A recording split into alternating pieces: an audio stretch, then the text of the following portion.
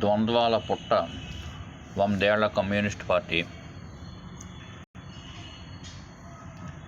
ఉత్థాన పతనాలతో 1964 సంవత్సరానికి వచ్చేసరికి భారత కమ్యూనిస్టు పార్టీ నిట్ట నిలువునా చీలింది.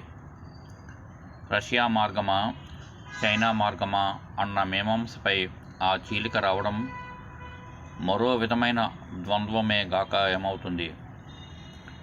ఒకే సిద్ధాంతం, ఒకే లక్ష్యం, ఒకే ఆశయం, కానీ అసంఖ్యాక మార్గాలు, ఆధిపత్య ధోరణులు, కమ్యూనిజం మూల విధానానికి విరుద్ధమైన ప్రవర్తన కారణంగా చీలికలు కొనసాగుతూ ఉండటం విడ్డూరం. అసలు మనిషిని అర్థం చేసుకోవడంలో ఆ సిద్ధాంతాన్ని అనుసరించే నాయకులు పూర్తిగా విఫలమయ్యారు. మానవుడు అరిషడ్వర్గాలతో సంకుచిత స్వార్థ చింతనతో మనుగడ సాగిస్తాడు. కార్మిక, కర్షక, విద్యార్థి, మేధావి, ఆదివాసీ తదితరులు ఇందుకు మినహాయింపు అనుకుని వారి విముక్తి పేర తాము రాజ్యాధికారం కోసం కలలు కనడం విచిత్రమైన, భయంకరమైన ద్వంద్వం కాక ఏమవుతుంది. భారత కమ్యూనిస్టు పార్టీ విదేశీ గడ్డపై 100 ఏళ్ల క్రితం పురుడు పోసుకుంది. 1920 సంవత్సరం అక్టోబర్ 17న తాష్కెంట్లో ఎంఎన్ రాయ్ మరో 6గురితో ఈ పార్టీ ఆవిర్భవించింది. ఎంఎన్ రాయ్ భార్య ఎన్లిన్ రాయ్, ఆబానీ ముఖర్జీ, రోసా ఫిటింగర్, మహమ్మద్ అలీ, మహమ్మద్ షఫీక్ ఆచార్య వీరు వ్యవస్థాపక సభ్యులు. షఫీక్ కార్యదర్శిగా, ఎంఎన్ రాయ్ ప్రధాన ఆర్గనైజర్గా నియమితులయ్యారు. తుర్క్మెనిస్తాన్లో పార్టీని రిజిస్టర్ చేశారు. దీని అంతర్జాతీయ కమ్యూనిస్టు కేంద్రం గుర్తించింది. అప్పటికే మొదటి ప్రపంచ యుద్ధం ముగిసింది. వలస పాలనకు వ్యతిరేకంగా ఎందరో ఉద్యమిస్తున్నారు, పోరాడుతున్నారు. అందులో గదర్ వీరులు ఉన్నారు. వారి పార్టీ కొనసాగుతోంది. మొదటి ప్రపంచ యుద్ధం కొనసాగుతున్న సమయంలోనే రష్యాలో అక్కడి కమ్యూనిస్టు పార్టీ నాయకత్వంలో విప్లవం విజయవంతమైంది. ఈ యుద్ధంలో దాదాపు 2 కోట్ల మంది మరణించారని అంచనా. ఇక విధ్వంసానికి చెందిన వివరాలు లేవు. కని విని ఎరుగనంతటి ధ్వంసరచన కొనసాగింది. గతంలో ఎన్నడూ చూడనంతటి అమానవీయ హింసారచన వెర్రితలచింది. రష్యా విప్లవ ఫలితాలను, ఆ భావజాలాన్ని కాపాడుకోవటమే కాక విస్తరించి బలపడాలన్న ప్రధాన లక్ష్యంతో 1920 సంవత్సరంలోనే 3వ ఇంటర్నేషనల్, థర్డ్ ఇంటర్నేషనల్ జరిగింది. అందులో తీసుకున్న నిర్ణయం మేరకు అదే సంవత్సరం సెప్టెంబర్లో first Congress of people of the east జరిగింది. ఆసియాలో సామ్రాజ్యవాదానికి వ్యతిరేకంగా పోరాడాలని ఆ కాంగ్రెస్లో తీర్మానించారు. ఆ తీర్మానం ఫలితమే భారత కమ్యూనిస్టు పార్టీ ఆవిర్భావం. రష్యా నేతృత్వంలో అంతర్జాతీయంగా కమ్యూనిజం స్థాపన, విస్తరణ లక్ష్యంగా జరిగిన థర్డ్ ఇంటర్నేషనల్ ఆశయాల సాధనకు ప్రాధాన్యమిస్తూ ప్రవాసంలో భారత కమ్యూనిస్టు పార్టీ పుట్టింది. తాష్కెంట్ దాని జన్మస్థలమైంది. అంతకుముందే ఎంఎన్ రాయ్ మెక్సికోలో కమ్యూనిస్టు పార్టీకి ప్రాణప్రతిష్ఠ చేశారు. ముఖ్య ఆర్గనైజర్గా ఎంఎస్ రాయ్ తొలుత భారత కమ్యూనిస్టు పార్టీలోకి మహాజర్లను చేర్చుకున్నారు. వీరు ఇస్లాం మతానికి చెందినవారు. ఆనాటి వలస పాలనకు వ్యతిరేకంగా ఇస్లాంను మరో ఎత్తులో చూడాలనుకున్న అసంతృప్తివాదులు వీరు. చేరిన వారిలో విద్యార్థులు ఎక్కువగా ఉన్నారు. అజ్ఞాతంలో ఉన్న వీరి ప్రయాణం ముహాజర్లుగానే ప్రారంభమైంది. మతపరమైన వలసగానే దీన్ని గుర్తించారు. తిరుగుబాటు స్వభావం, మతపరంగా బలమైన భావాలతో అప్పటి సామ్రాజ్యవాదానికి వ్యతిరేకంగా గళం విప్పారు. మొదటి ప్రపంచ యుద్ధంలో ఇస్లామిక్ ఓటమాన్ సామ్రాజ్యం ఓటమి పాలైంది. పరాజయ ప్రభావం ముస్లింలపై బలంగా పడింది. బ్రిటన్ నాయకత్వంలో సంకీర్ణ సేనల చేతిలో బ్రిటిష్ సామ్రాజ్యవాదానికి వ్యతిరేకంగా ముహాజర్లు కార్యాచరణకు దిగారు. ఒంటరిగా కాక వివిధ శక్తులతో కలిసి పనిచేసేందుకు నిర్ణయించుకుని అప్పటికి రష్యా విప్లవ విజయంతో ఊపు మీద ఉన్న వారితో వారు జతకట్టారు. అయితే వీరంతా భారతదేశ దాస్య శృంఖలాలు తెంచే కామ్రేడ్లుగా ఆ పార్టీ నాయకత్వం భ్రమపడింది. ఆ తొలినాళ్ల నాటి ఆ భ్రమల పరంపర ఈ 100 ఏళ్లలో నిరంతరం కొనసాగుతూనే ఉండటం విషాదం.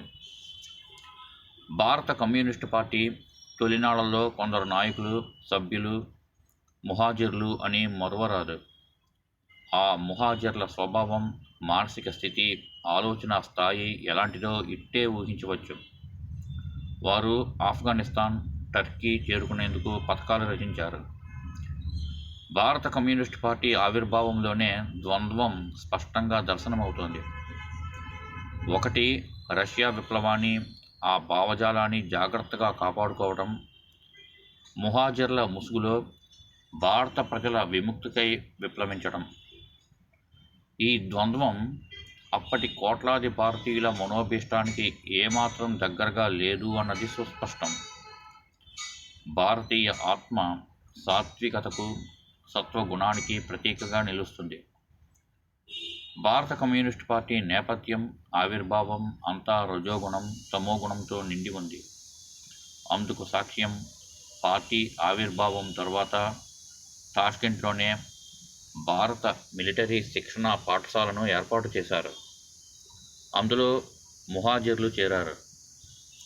ఈ ముహాజిర్ల లక్ష్యం శిక్షణ పొంది ఆఫ్ఘనిస్తాన్, టర్కీకి చేరటం, పాన్ ఇస్లామిజం కోసం పనిచేయటం, సామ్రాజ్యవాద వ్యతిరేక శక్తులతో జతకట్టి బలపడటం. పైకి వీరంతా కమ్యూనిజాన్ని వల్లివేసిన అంతరంగంలో ఇస్లాం విస్తృతికాంక్ష బలంగా కనిపించింది. భారత కమ్యూనిస్టు పార్టీ పుట్టుక ఏ రకంగా ఉందో గమనిస్తే దాని గమ్యం ఇట్టే పసిగట్టవచ్చు.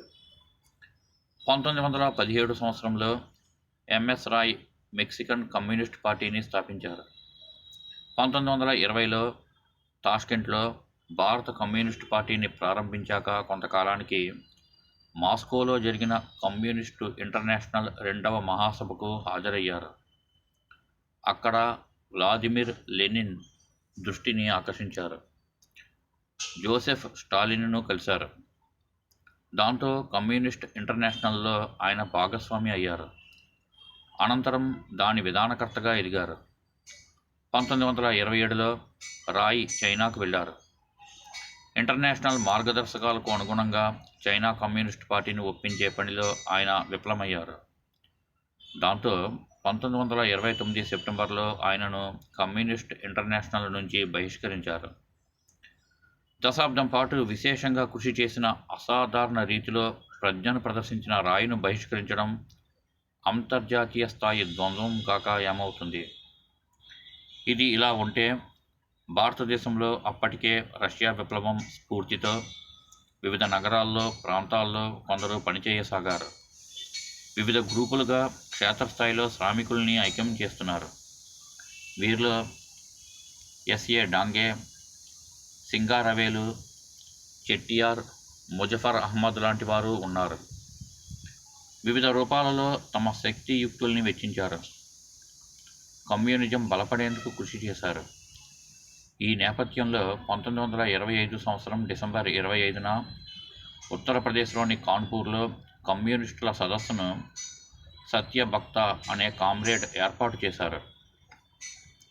500 మందికి పైగా దీనికి హాజరయ్యారని బ్రిటిష్ వారి నివేదికలు పేర్కొన్నాయి. ఈ చారిత్రాత్మక సదస్సులో సత్యభక్త జాతీయ కమ్యూనిజం కోసం ప్రతిపాదన చేశాడు. కానీ ప్రతినిధులు తిరస్కరించారు. దాంతో ఆయన నిరసనగా సదస్సు నుంచి వెళ్ళిపోయారు. అనంతరం ఆ సదస్సులో భారత కమ్యూనిస్టు పార్టీని ప్రకటించారు. పార్టీ ప్రధాన కార్యదర్శిగా ఎస్వి ఘాట్ని ఎన్నుకున్నారు. ఇది మరో ద్వంద్వం. 1920లో ఎంఎస్ రాయ్ నాయకత్వంలో భారత కమ్యూనిస్టు పార్టీని ప్రకటించి రిజిస్టర్ కూడా చేశారు. అదే పేరుతో 1925 డిసెంబర్ 25 లేదా 26న కాన్పూర్లో మళ్లీ పార్టీని ప్రకటించారు. బహుశా ప్రపంచంలో ఎక్కడా ఇలాంటి సంఘటన జరిగి ఉండకపోవచ్చు. ఒకే పార్టీని రెండు వేర్వేరు చోట్ల వేర్వేరు నాయకులు వేర్వేరు కాలాల్లో ప్రకటించడం విడ్డూరం, ద్వంద్వానికి దర్పణం. ఈ పరిణామాల అనంతరం 5 సంవత్సరాల్లో మానవేంద్రనాథ్ రాయ్ భారతదేశానికి తిరిగొచ్చారు. ఆయన భారత జాతీయ కాంగ్రెస్లో చేరారు. అతనితో పాటు మరెందరో చేరారు. ఇది సంపూర్ణ ద్వంద్వ ప్రమాణం కాక ఏమవుతుంది? లెనిన్, స్టాలిన్ తదితర అంతర్జాతీయ కమ్యూనిస్టు నాయకులతో భుజాలు రాసుకు తిరిగిన రాయ్ కాంగ్రెస్ పార్టీ నాయకులతో చేతులు కలపడం ద్వంద్వ ప్రమాణం కాక ఏమవుతుంది?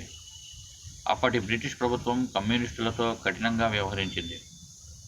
కాన్పూర్ బోల్షివిక్ కుట్ర కేసు, పెషావర్ కుట్ర కేసు, మేరట్ కుట్ర కేసులను వారిపై మోపింది.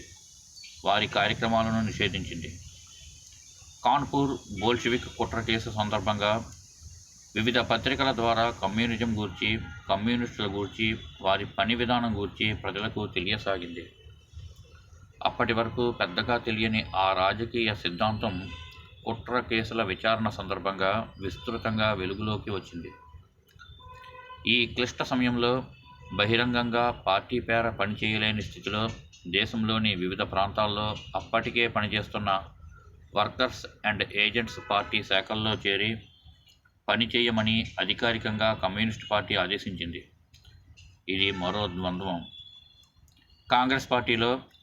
కాంగ్రెస్ సోషలిస్ట్ పార్టీలో, ఆయా ప్రాంతాల్లో బలంగా ఉన్న పార్టీల్లో ఇలా కమ్యూనిస్టులు చేరి బ్రిటిష్ వ్యతిరేక కార్యక్రమాలకు పూనుకున్నారు. ఇది ఎంతటి ద్వంద్వ ప్రమాణమో ఎవరికి వారే నిశ్చయించుకోవచ్చు. స్వాతంత్ర్యానికి పూర్వం ప్రారంభమైన ఈ రాజకీయ ద్వంద్వ ప్రమాణాల పోకడ కమ్యూనిస్టులు విడవకుండా కొనసాగిస్తున్నారు. సాయుధ విప్లవమే మార్గమని భావించి అనేక చోట్ల సాయుధ పోరాటానికి రైతులను, కూలీలను ఉసిగొలిపి ఎంతోమంది అమాయకుల త్యాగాల అనంతరం ఆ సాయుధ పోరాటాన్ని విరమించి 1952 సంవత్సరపు పార్లమెంట్ ఎన్నికల్లో పోటీ చేశారు. ఇది ఇంకొక రకపు ద్వంద్వం. రష్యాలో మాదిరి సాయుధ పోరాటం అంటూనే మరోపక్క పార్లమెంటు ఎన్నికలంటూ జీపులెక్కడం జీర్ణించుకోలేని ద్వంద్వం. ఈ వ్యాసాన్ని అందించిన వారు శ్రీ ఉప్పల నరసింహం గారు, సీనియర్ జర్నలిస్టు. ఈ వ్యాసం సోమవారం 7 డిసెంబర్ 2020 నాటి వార్త దినపత్రికలో వచ్చి ఉన్నది. సమాప్తం.